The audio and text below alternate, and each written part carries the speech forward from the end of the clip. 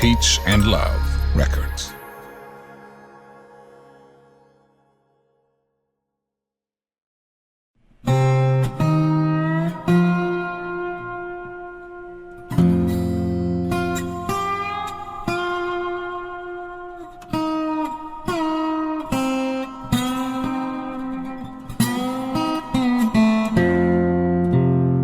For all the heady heights he reached as a Beatle, John Lennon was an intensely human being. It's curious, of course, that such a pronouncement should have to be made when discussing the life of a contemporary composer, but such was the power and glory of his accomplishments that people often find it difficult to understand that he lived, tried, and died just like anyone else. There was, of course, significant magic to the man, which was far more deeply rooted in his rather ordinary suburban upbringing than any mischief he got up to later with LSD, the Maharishi, and the notorious Yoko. I've spent a lot of time just walking around John's old neighborhood in Woolton, and have come to the conclusion that, like the alchemist turning ordinary metals to gold, Lennon had the unique ability to distill his dreamy compositions from the breezy day-to-day hum of post-war Liverpool into the majestic brain candy we revere today.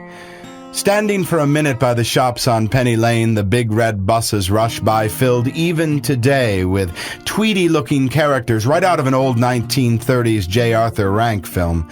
The suburban skies are indeed still mightily blue, with huge powder-puff clouds which roll by in an almost imperceptible parade.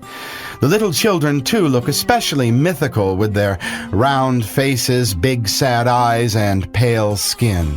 The fact is, it's difficult to believe that anything has really changed much since a teenage John roamed the Allerton golf course, strumming his old acoustic on his way to Paul's, or sunk down in the long willowy grass in a vacant lot off Blomfield Road for a secret make-out session with buxom first girlfriend Barbara. Of all the places I'll remember in Lennon Land, Strawberry Fields is definitely not only the most obviously mystical, but so clearly a place of great inspiration and respite for the young, often lonely John. Like Mike McCartney told me many years ago on a whirlwind trip to the Holy Land on assignment for my first book, the Beatles are Liverpool, and Liverpool is the Beatles. Indeed, John Lennon's receptive intelligence, biting wit, and great art have a lot more to do with the Church of England's Sunday School, Bill and Ben the Flower Pot Men, and the English Music Hall than Yoko Ono's vacuous gobbledygook, or the artist's post-Beatle, political avant-garde, self-indulgent ramblings. Even today, outside St. Peter's Church in Woolton Village, where John first met Paul, is a large sandstone monolith, thick at the bottom, then tapering off into eternity, which is inscribed only peace. A phrase John certainly bandies about in this rare collection of interviews, and one we should, of course, all do our best to honor today as well. In the meantime, sit back and enjoy the engaging philosophical perambulations of the very ordinary, incredibly complex, painfully conservative, outrageously artsy, terminally good-natured, trusting, and amusing late John Winston Lennon.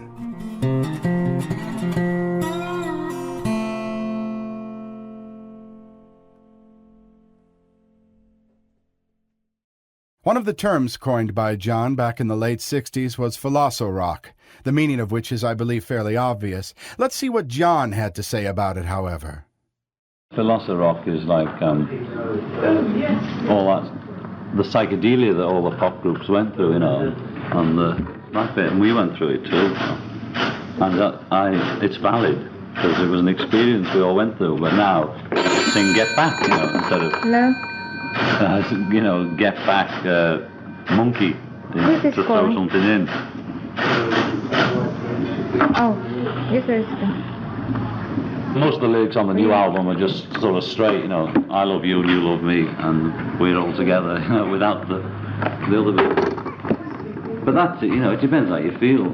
There's still one of them on it, I just have fun with the words, and they'll all be digging them out to see what it is, and it's exactly whatever you like, because I just enjoy playing with words. But mainly it's just like the new single, Get Back, and Don't Let Me Down, I love you, don't let me down, I love you, It's not fun, it's just, fed up of that suit. And everybody's going through it. Dylan, you know, nobody's sitting down and planning the next move for where we're all going to go, because everybody had enough of it, you know. It seems like, and everybody wants to kick out the jams, as they say. I believe they're saying over there. Here, Mrs. Lennon speaks out on the profound benefit she achieved from linking up with John. Well, my side of the benefit is pretty obvious, I suppose. You know, first of all, the obvious side is that, you know, he has created a whole era of this swinginess, etc. You know, before that there was nothing happening in London, you know, and he has a fantastic sense of humor. And my work tended to be very serious. Now, of course, I had my sort of sense of humor in some ways, but it's a kind of cynicism, maybe, you know, let's say cynicism that I had in my work. And then it was becoming a bit too serious for me to take, you know, and I was just sort of fed up with it in a way. And the fact that he was not only intelligent, but he had something plus intelligence, which is a way of thinking in life, you know, which made him different from the other intelligent people.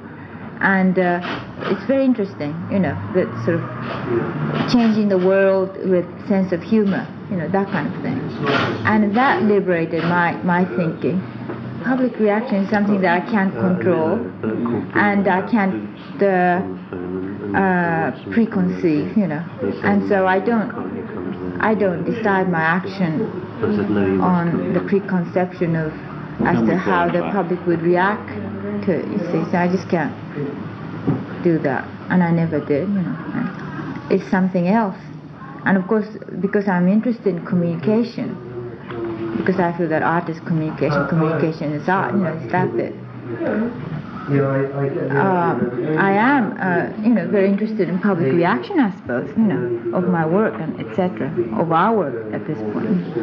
I don't think that side, I mean, our work, you know, is communicating independently. I mean, you know, that side has been destroyed at all. I mean, you know, communication is still going through, you know. I mean, they're laughing at us, etc., you know, criticizing us, etc. But despite that, you know, that's going through. Our message is going through, so it's all right. You know. Here a reporter wonders, was Lennon as anti-war, anti-establishment, and pro-peace when he was first a Beatle? You couldn't say I was a violent guy, you know. So I was anti-war then, but now the slogan is peace. You know, it's still anti-war. When we talked about what we think about war and all that, yes, thank you. We came to the conclusion that peace is the alternative, you know. I mean, it's like knowing it already, but doing something about it. I mean, Yoko was doing it anyway, peace demonstrations in a way, but she wasn't allowed to do too much demonstration in England because she was an alien. You know, well, now I can just about do everything. Now she's married to me, we can do things like Amsterdam, you know, and we think that's a positive, real way of doing it, you know. And we went through a lot of months of thought of the best way for John Lennon and Yoko Ono to do something about peace, and the most effective and broad way of doing it was for us to dedicate our honeymoon to peace and blab off about it for 10 days to the press. And the press is like a letterbox. You post letters and some of them get through and some get dirty and some get lost. But it gets through if you send off 2,000 letters with the same message on. If I had a newspaper, I'd love it. You know, I think the press is. I just think TV is a bit more important now, that's all. But I've not anything against the press. You know, they're human beings. You know, and I've nothing against the police, they're human beings. But I get uptight about the same things anybody else does, you know. I saw some very famous people got married recently, and they got like 15 minutes of TV coverage, you know, and something like that. And they were making a statement just to the effect that they're going to get married and they're happy about it or something like that. And I thought, well, while they're just saying, well, yes, I'm going to get married, you know, something daft as that, you know, why couldn't they just plug peace, like saying, you know, that's 15 minutes precious time of TV, you know. and the world is in this chaos and everything, and instead of announcing something personal as that, they could use that and say, well, and by the way, let's have peace, by the way, why don't we stop violence? Why can't she say that, So that's what we did exactly. In other words, we're going to get the press around anyway. So why do we waste it on us, saying it, No, the queens and the prime ministers and all the people in the public eye. Why don't they talk about it all the time? Instead of saying, we might have a meeting about a meeting about having a meeting to talk about it. Why don't they just talk about it on that instance that they're talking? Direct, Even if they tell the public what they're trying to do about the meeting, that the meeting is going to be the meeting. Because actually it's like a dirty word, And okay, the psychedelic period, etc. Everybody's saying make love, not war, but now, especially in America, they're saying kill the pigs. And that establishment know how to play violence. That they've been playing it for millions of years, and they're never going to win. The pigs happen to be other human beings, and if they think bringing back hanging to kill murderers is the answer, that's what they're saying. Kill the pigs. If you want to bring back hanging and whipping them as stocks, you can't have one without the other, really. But it's the same bit, they're not going to make it, like that. And so if they do make it violently, they take over the States or anywhere, they're going to have to smash it all down first, and then they're going to spend the next generation or so building it all up again. And if it's like Russia, and they build it up into another one, And it's never, they always say, give peace a chance, and give non-violence a chance, because nobody ever has. There's just nobody has ever tried it, and they've tried all the revolutions. I really think also that when I say intelligence plus something, I mean that's where John is different from others, and in that sense I really think that John is really the greatest mind, that I've met in a way. Hello. And is Peter there? The point is that he's playing the guy it with down, the contract bit. Playing it down. Oh yeah, well he's left. He's here now. His intelligence. Yeah. Listen. Instead of playing his intelligence okay, hang on a fully, bit. I'll wait till he he's leaves. playing the clown, Yeah, I'm just looking for a coat, but I did have it one stage. What's the now or he playing did? the clown. Well, okay, I mean, he's doing that now more so, I suppose, Well, in other words, we're doing it now, all right? But I've never met a man who was doing that. And it's okay, you'll see it when you get there, and he can I was trying to do that, Yeah, I had that. Well, I really did check I had a feeling always that the male race in the world is a little bit limited, Because the main thing is, they tend to be too serious. They tend to, be too professional. Professional meaning limited, one field, etc. It was just having too much professional pride and being blocked by that, having a mind block like that. So the guy that we got it from is hip, so we said, who's yours list? And the guy was pretty sharp and young, like in a small office, and only just getting going, but he was hip all right. As soon as they get hold of it, but I haven't told them. I mean, the general type of man I consider is the clerk type, who has one talent and trying to hold on to that. We've added on the bottom, and that goes with all the artists as well. A painter holding on to one tiny idea and saying that he's a painter and building up his painting career on that one tiny idea, etc. See, he'll explain I've never done that myself, so I always thought that I was superior to male race. The next one is male race, that is. And then I met this phenomenon. Oh, he's fine, but I think that pretty versatile himself, superbly so. Harold. Yeah, but he is independent, that's all right. Isn't the type of male that I expected a male to be, We're giving some laugh to the world, as Lauren Hardy did, The following is a press conference held after John and Yoko's appearance with the Plastic Ono Band in Toronto at the now legendary Rock and Roll Revival. This tape was only recently discovered in New Delhi, of all places, and has never been previously heard.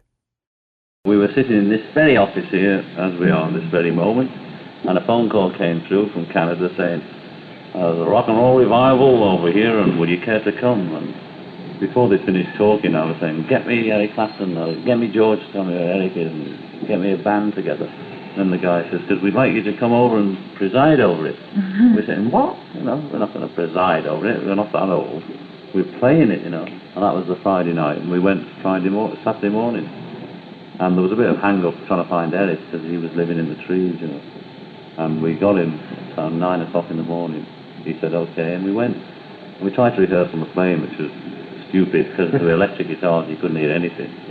I didn't know any of the words to anything, and what can I sing? And it turned out I only knew these numbers, like Blue Suede Shoes anyway, and it luckily was a rock and roll revival, because I don't know the words to any songs except the ones I did on my tablet. And then we tried to rehearse backstage, which we did. We ran through it twice, and then we went on and played. I mean, it was a great session there, because they were good musicians, and they just got into it, as you hear. And Yoko and I performed together at Cambridge, yes. That was different, there was only us two. But on the Stones Rock and Roll Circus film, which never came out, I think it was me, Yoko, Keith Richards, and somebody, I can't remember. Now, I wouldn't have a permanent group, like form another permanent group, because the scene isn't going that way, I mean, all the musicians are freeing themselves and playing with anybody. And now we're sort of bringing it out into the open. Instead of calling Eric Clapton Tommy Flench or whatever they used to do, we're trying to sort of do it openly, And we know people have to have contracts, but there must be some kind of contract where you could have a certain amount of leeway, because that's what musicians want to do, and nothing's going to stop them.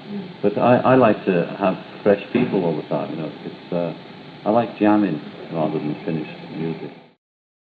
Once again, the age-old question of Beatles fans everywhere, will the group play live? Here's John's answer circa 1969. The last time I heard that we weren't, I go off and on it personally, about performing anyway. But for the Beatles to perform, it's like, four Bob Dylans coming on, and the sort of big feeling about the Dylan show is expecting Buddha to come on. And with us, they'll expect sort of Buddha, Jesus, and etc. to perform, There'll be so much expectation that it'll be, whatever we did would be a letdown unless we sort of burnt ourselves. So it's a bit nerve-wracking to perform as a Beatle, but to perform just as John and Yoko or those two freaks, it's easy. And now the question which has vexed all of the Beatles, second only to when are you all getting back together, and that is, what do your lyrics really mean? Anything you like, Here John explains the creation of the now classic Ballad of John and Yoko. I'm telling a story like newspaper, I'm telling a story about John and Yoko, and therefore about everyone, because we're all one. I am here as you are me, and we are all together. In hindsight, George Harrison's driving Old Brown Shoe is indeed one of the Beatles' most efficient and charismatic rockers. But what did John think? Well, that's George's song, and I just dig the sound of it. I haven't really got into the lyrics, I'm getting out this old brown shoe, baby, I'm in love with you. That's good enough for me. Here, Lennon once again discusses the genesis of his films with Yoko, a near constant topic back in '69. We've made about 7 films so far, and we've got them in a brown paper bag at the moment. We're trying to get distribution. Yoko and I are filming all the time, We're making a film of this event, and it'll be an amazing film, and you see the goings-on in the bedroom. We got radio station in here, we got people chanting Hare Krishna, we got visitors coming in, one after the other in all strange outfits. You'll dig it. We just got to get distribution for it. We maybe make an hour TV show, sort of showing the bed in, the whole thing. And what about the Beatles going back out on tour? Did John feel that would ever happen? The Beatles are 4 middle-aged teenagers who've got to make a democratic decision on whether they go on tour or not, and we're not agreed on it, so I don't know when. But John and Yoko will certainly perform. Paul's driving through Europe, last time I heard. Ringo's in the Bahamas, sort of half filming and half on holiday, and I don't know what George is doing. He's probably working. One of the most original concepts ever to come out of Apple was Zapple Records. The so-called paperback label was designed to respond to topical subjects more quickly than a traditional company by releasing all sorts of experimental music and spoken word projects on a monthly basis and at a significantly reduced price. Lennon remembers. We've got this new output on Apple, which is called Zapple, and John and Yoko have just made a new album on it, and it's out about a couple of weeks. And George's electronic album's out at the same time. And we're going to have people like poets and, it's called Zapple, so you get a surprise when you buy it. In many ways, the Beatles' collective swan song Let It Be still holds up well as not only a very interesting album, but an insightful movie and also a well-designed, though impossibly rare, book. Here John mulls over the highs and lows of the experience. We finished it, and the most finished number on it was Get Back. We were doing this rehearsal for a show which we never finished, so we got fed up and put the rehearsal out. And it sounds okay, and there's chatting and messing about and all sorts on it. And then we got halfway through another album, so we stopped that. We got tired and took a break. It's a single LP, but this one's got a book with it, sort of a whole book of us making the LP. And we also made a film of it at the same time, so we got to get that together. Made a sort of documentary of us making the album. We got 68 hours of film there, so we got to do a bit of work with it. All the traumas and the paranoia and all the different things that happen to you when you try and make a record. Might end up like Magical Mystery Tour, only this time it'll be on the air. To Lennon, Peace Marches were old hat, and his new bet-in concept, strange as it was, offered a fairly simple alternative for anyone who wanted to take part in this type of protest. Lennon explains. Do you want to do the tea bit for us? Yeah. Okay. Do you have milk? Okay. I do, yeah. Yoko and I have milk and I'll no do sugar something and about whatever it. these Okay. gentlemen like. Yeah, okay. So you're in a fish bowl, so make use of it, and it's no good trying to put a fence around it. So instead of all the cameras just being outside looking in, we've also got the cameras inside looking out, so as you get, the things Yoko and I are doing are really that, projecting, bouncing back as fast as we can what happens to us from the outside, to give our version of it too, really. So it's to make use that we're in the fishbowl, so there we go, and we put ourselves there. And to make best, now we're in that position, we can use it for peace, and that's the only thing to do, really, because there's no good working for money, and there's nothing else to do but work. So working for peace is an objective, but we were sort of sneaky peaceniks, I mean, we always came out on anti-Vietnam and all that gig, but now it's sort of positive, it's like, if we bring out an LP, Sgt. Pepper's Lonely Hearts Club Band 4 Piece, would be stuck on the end of it. But I can't speak for all the Beatles on it, but I know that anything I do, so that... If I'd had trying to have a honeymoon in secret, it would have been like Jackie Kennedy, What was that, She tried to have a secret honeymoon, and it didn't... There was no result, They didn't get one, and the press got it, and it was a public honeymoon, So instead of fighting it, we joined it. So all we did was use that event, which would have been in the press anyway, but to make maximum use of it and get the words peace in every other article, whatever they wrote. And to have us on the front pages instead of other freaks, We're friendly freaks, that's all. Well, it's all right now, so excuse me. Hello? What is this, tea and milk? Hello? Oh, yeah, I've heard from... the Dorchester, you were checking it out. Well, it's all right. We want it for the album, as I told you. Okay, thanks a lot. We're not working on anything from that point of view. I mean, yeah, I'll send somebody over now as soon as I can friends get of mine a car there, together. that okay, thanks a lot. used to know my Bye-bye. work, etc. Those people, I just like to say hello and all that, but and to tell them that we're coming. Here the press inquires if indeed there are any eventualities in which John would advocate violence as a viable solution. All violence, whether it's local violence in the back alley, Or student violence. or student violence, or any violence. Vietnam's is really a manifestation of the world's violence, like the First World War was, or Hitler was. And we're anti-violence, full stop. Here John discusses Apple and the big business of rock and roll.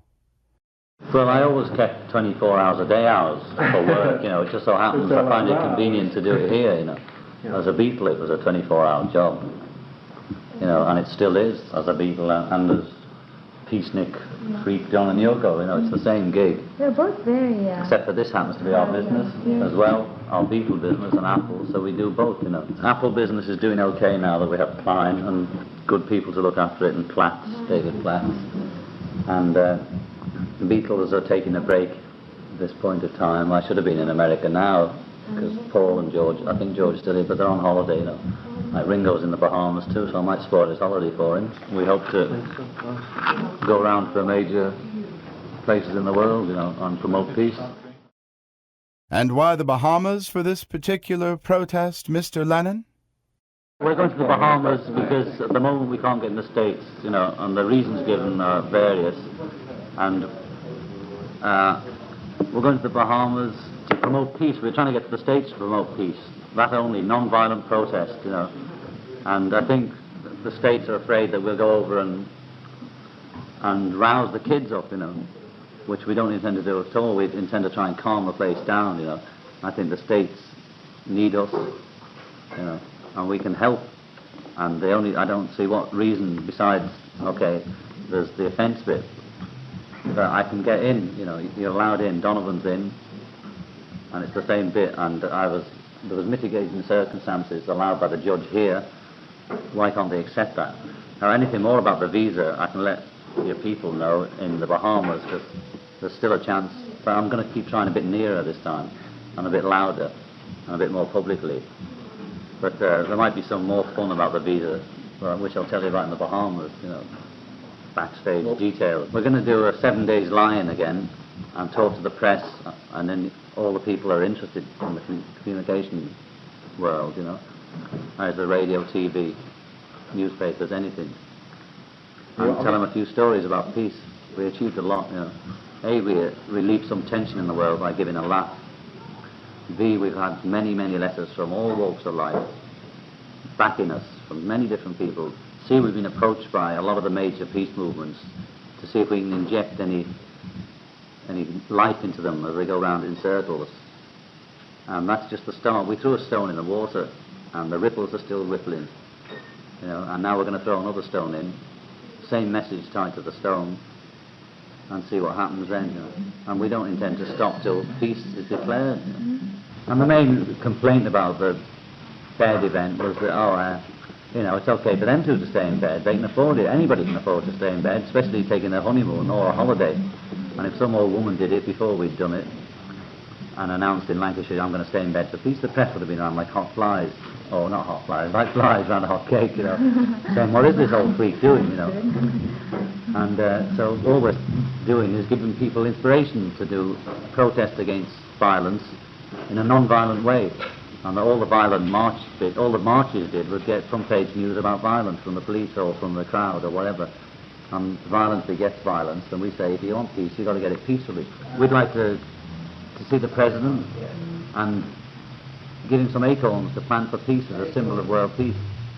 At least let the trees grow.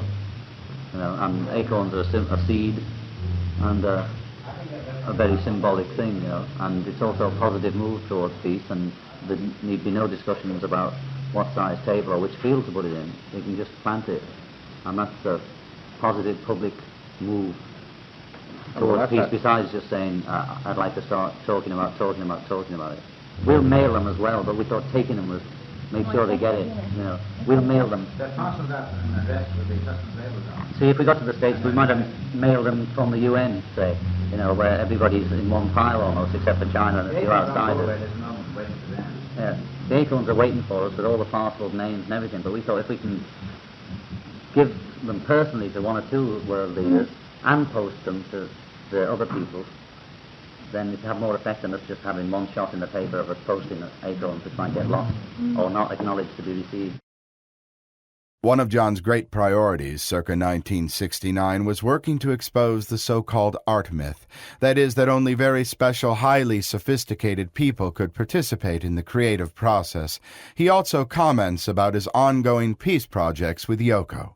I dig old things. It's just to get the perspective, let's get the awe of the creator, let's diminish it a bit, the wondrous artistic genius bit. Let's all do our thing. Well, there's a few people come up with different ideas. One of them is this peace ship, which sounds very interesting. Because I read a book in Canada written by a Canadian DJ, which sort of predicted the whole thing. He had a peace ship and it was white, it was international, everybody went on, talked straight to the people, and then this guy turns up with a ship. So that's the next move, and there's a couple of people got ideas about Biafra and Nigeria, which we'll really finalise our decisions on this weekend. When you take the disc poll, which was really judging our lying in bed, we won, you know. It's like any Beatles new album or new single. At first they think, oh, it's not as good as Hey Jude, or it's not as good as She Loves You, because they're preconceived. So when we come out with a new idea like staying in bed for a protest rather than marching up and down, everybody says fucking stupid. I bet they said it about marching with posters originally. But now that the tune's sunk in, now it's accepted by the kids and a few of the old people. So it's not that strange that some old woman last week did a protest in bed outside hospital and was wheeled down the street. It's an accepted form of protest now. In the last few days, two people have come up with two different ideas. The other guy's waiting outside, and I can't really say anything about it because one he didn't want to talk about it on the phone, so he obviously doesn't want me to talk about it. And the other one is just sort of going there, you know, and doing something. You see, because we don't really expect, if we went to see Nixon, say, for him to down tools, but at least we know where he stood ourselves personally. We could be able to tell you then, or something like that. But what we're after is people's minds, you know. And the only way to get people's minds is to work in a conceptual way, you know. And you can't I'm not going to really, I don't think so anyway, stand in the middle of the battlefield of Vietnam like they tried to do to the peaceniks in the First World War and say peace and then get blown up. No, I'm not really looking for that, and that's concrete. I mean, that's what the moaners want. You know, they say, well, if you want peace, why don't you go and die for it? But it's not an excuse, but it sounds like agitating people more, you know, doing things like that. You know. We're after their minds, you know, just to change their minds. There's no other way. I don't believe you can change it any other way. I don't think you can change anything by violence. You can change the size of a building by burning it down and that. You don't change the mind of the man that built the building and built the factory and enslaved the people in it. And the only way was the workers changed them was to change their minds. Admittedly, a few of them got killed in the rush, but it was still less than were getting killed before. It's just minds you've got to change. After the Lennons' arrest for marijuana possession in London in 1968, they had a hard time getting visas to go anywhere. Here John waxes philosophical, considering his hopes of entering America. Well, I applied for a visa yesterday from Montreal U.S. Embassy, and I'm hoping, you know, I'm just hoping. The Lennon second bed-in was held in Montreal, Canada on May 26, 1969. Much the same in content as the first, the only significant difference was the attendance of an array of celebrities matching wits with John and Yoko, including cartoonist Al Capp, Tommy Smothers, Dr. Timothy Leary, as well as the Montreal chapter of the Radha Krishna Temple. The unquestionable highlight of the event was the communal recording of Give Peace a Chance, live from the bedroom. In this interview, Lennon takes time out to preside over a lively telephone press conference broadcast throughout North America. We're holding a bed-in for peace, and we're selling peace like you sell soap, and everybody's got to be aware that they can have peace if they want it, and as soon as they want. This is a Montreal sleep-in. Trying to do the bed-in 7 days, and I think this is the 4th day. I'm not sure, you know, there's so much going on in this bedroom. I don't know what day it is. Actually, we snuck out yesterday morning to the American Embassy to apply for a visa, but it was a great secret. Well, I'll go somewhere in the States, you know. I was originally heading for New York, but it depends. We've thought about Washington, New York, Berkeley, and San Francisco. You know, it's really us making a decision on that if I ever get in. Virtually the minute the Beatles made it in Britain, there were literally dozens of high-powered business types who jumped on board with all kinds of marketing ideas for the band. One of the better ones came from Sean O'Mahony, whose concept it was to publish a monthly magazine of the Beatles' exploits. Believe it or not, it's still going on today, some 34 years later. Here Lennon comments on the enterprise. They're vaguely connected with it, yeah. I mean, we don't own the rights to it or anything, but it's... they sort of got the right, the people sort of took the, I don't know, you know, but it's our book, all right, it's our fan magazine. Most fans realize that Northern Songs was the Beatles' music publishing company, but they may not know that the firm changed hands even while the Beatles still existed, as John explains. We never had control, you know. All we did was to try and prevent somebody else taking control. You know, we never had the controlling interest in Northern Songs ever. Somebody new came in, we just tried to stop them, and we did stop them getting complete control. They only have sort of, three-quarter. They had to amalgamate, which makes them weaker. One of those closest to the Beatles musically back in 1969 was keyboard legend Billy Preston, who played with the group extensively during the Let It Be sessions in London. When Get Back was released, it was promoted as the Beatles with Billy Preston, which became rather a point of controversy with the media and many fans. Lennon explains both the billing and the relationship. We've often used other musicians on millions of records, I can't understand it. And we just named Billy because Billy was playing a pretty funky piano solo, that's all. And he came over and he'd signed up for Apple, and George is producing an LP with him.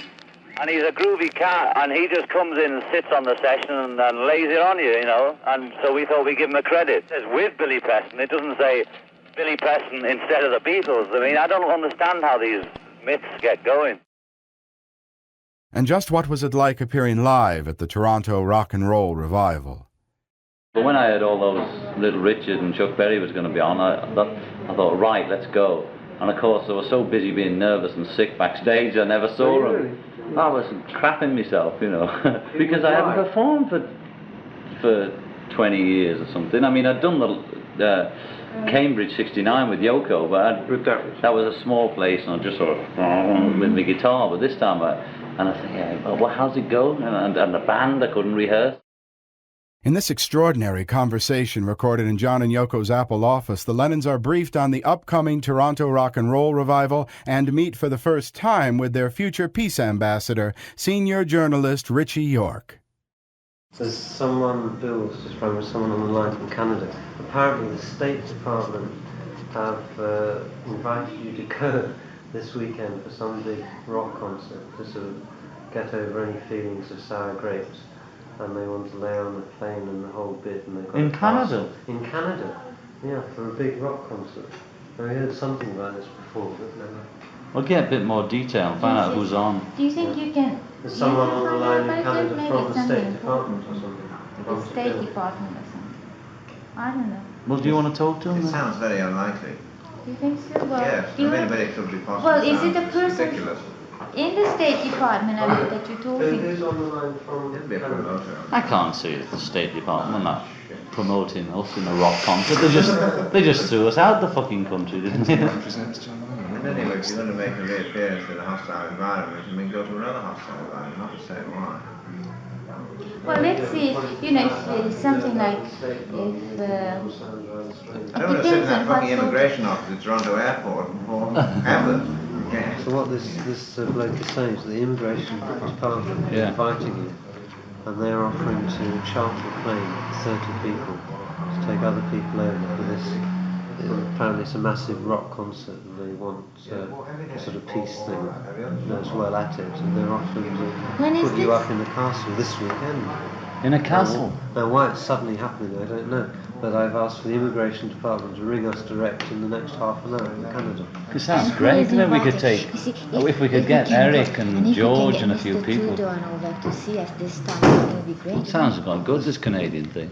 Yes, it does, The only thing, the name of Hugh Curry came on the line first. I've got Richie York outside from Canada just to make his case. He's a Rolling Stone man with a ginger walrus moustache. Oh, we saw that there, yeah. That's right. He wants to pay his respects because he's doing George Monday. Maybe he would know that. And then that's it, and thanks. Yeah, maybe he knows a bit about Canada. Okay, so let's first well, get Nigel can come and sit down as well, No, but Nigel should be the first one, shouldn't it? Because I don't know, he's been waiting a lot. Richie's coming in and going, you see. Okay. And then ring. Okay. Maybe it sounds great for this weekend, and we just go and do it. But we couldn't really do... Hi, how are you? Hi. We just seem to be, maybe you can help us here. We just seem to be getting wires from the Canadian immigration. Oh, really? Yes. They'll give us a chartered plane of 30 to go and play at a rock concert this weekend. Tomorrow, put us yeah. up in a castle or something. Yeah. What's this? What is it? The immigration department or something. There's a Toronto Rock and Roll Revival on tomorrow, which has Jerry Lee Lewis and Gene Vincent and Little Richard and all. They got them all together, and Kim Fowley and the Doors, and a nice little scene. And I know the two guys who were running it, but I didn't know. I didn't know. Is I just it the people who's Can they running get State it that's Department? Have they inviting got us, or is access? the State Department? They probably have. in it? They probably have that because they have pretty good political connections with their fathers. Oh. I don't know. Well, we seem to be getting invites from the immigration department. I'm not sure about it. Do you want to find out? Do you think you can find out for us? I mean, it would be very Yeah, nice. sure. Call them up. Yeah. You know who's the I know the two guys It's the because I sort of State helped them put it Department together. inviting. What's the name? Is it Then John it makes someone? it John Brown. some sense. Oh, well, he's the one that's on the phone just now, John Brown. Oh, really? He was just talking to Bill upstairs, yeah. Good God. Well, look, we can ring back. I'll get his number. Have you got Okay. his number? I can get it Bill upstairs. I've got it in my bag. Just let me get my bag. Get That's your all. bag, okay. We'll check. We'll find out how much too. This is all that. Do you want to bring that? Hello? Bill, Yes? was that John Brower that just phoned? John Brower. Was it? John Brower, yes. It was. Yes. And have you got his number there as well? Here we are. No, he's going to get... Oh. No, I didn't take him. It's okay, but I think we've got it in. But it was John Brower. Yes. Okay, and he's the organiser, isn't he? He's the producer of it, yes. The producer. Great, okay. How are things going? I mean, what's happening? Well, we're waiting for the immigration to call, but it sounds hopeful. Yeah, to go. okay.